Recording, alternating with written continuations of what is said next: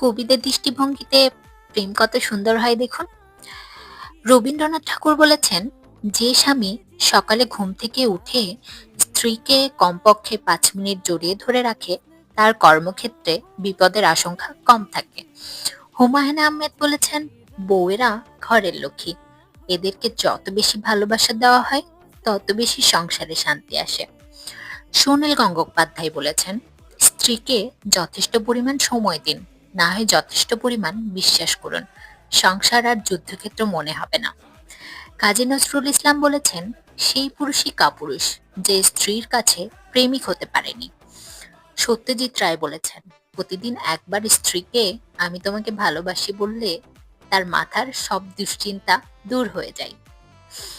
ঈশ্বরচন্দ্র বিদ্যাসাগর বলেছেন, মেয়েদের মনে ভালোবাসা এবং অভিমান দুটোই বেশি থাকে, তাই অভিমানটাকে